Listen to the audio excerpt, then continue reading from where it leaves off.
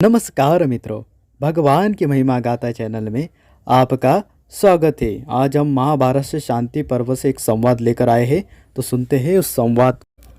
मार्कंडेय जी बोले, एक समय देवता और असुरों में बड़ा भारी संग्राम हुआ।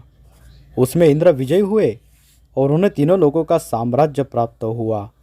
उस समय समय समय पर भली भांति वर्षा होने के कारण खेती की उपज अधिक होती थी। प्रजा को कोई रोग नहीं होता था और सब लोग अपने धर्म में स्थित रहते थे। सबके दिन बड़े चैन से बीत रहे थे। एक दिन की बात है, देवराज इंद्र अपनी प्रजा को देखने के लिए ऐरावत पर चढ़कर निकले। वे पूर्व दिशा में समुद्र के समीप एक सुंदर और सुखद स्थान पर, जहाँ हरे भरे वृक्षों की पंक्ति शोभा दे रही थी, आकाश से नीचे उतरे। वह एक बहुत सुंदर आश्रम था, जहाँ बहुत से मृग और पक्षी दिखाई पड़ते थे। उस रमणीक आश्रम में इंद्र ने बक मुनि का दर्शन किया। बक भी देवराज इंद्र को देखकर मन में बहुत प्रसन्न हुए और उन्हें बैठने के आसन देकर पाद्य, अर्घ्य और फल मूल आदि के द्वारा उनका पूजन, आतिथ्य, सत्कार किया।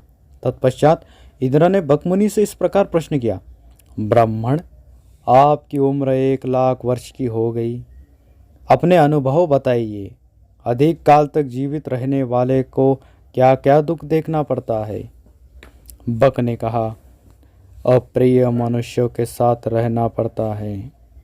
प्रिय व्यक्तियों के मर जाने से उनके वियोग का दुख सहते हुए जीवन बिताना पड़ता है और कभी कभी दुष्ट मनुष्यों का संग भी प्राप्त होता रहता है।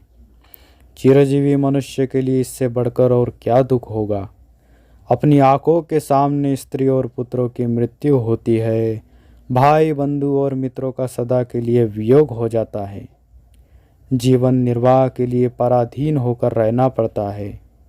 दूसरे लोग तिरस्कार करते हैं। इससे बढ़कर दुख और क्या हो सकता है। इंद्र ने पूछा, मुने, अब यह बताइए, चिरजीवी मनुष्य को सुख किस बात में आता है।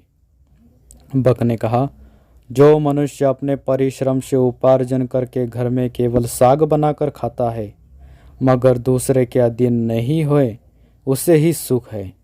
दूसरों के सामने दीनता न दिखाकर अपने घर में फल और साग भोजन करना अच्छा है, परंतु दूसरे के घर तिरस्कार रहकर प्रतिदिन मीठा पकवान खाना भी अच्छा नहीं है। यही सत्पुरुषों का विचार है। जो दूसरे का अन्न खाना चाहता है, वह कुत्ते की भांति अपमान का टुकड़ा पाता है। उस दुरात्मा पुरुष के वैसे भोजन को धिक्कार है। जो श्रेष्ठ द्विज सदा अतिथियों, भूत प्राणियों तथा पितरों को अर्पण करने के पश्चात बलि वैश्वदेव करके शेष अन्न को स्वयं भोजन करता है, उससे बढ़कर सुख और क्या हो सकता है। इस यज्ञ शेष अन्न से बढ़कर पवित्र और मधुर दूसरा कोई भोजन नहीं है।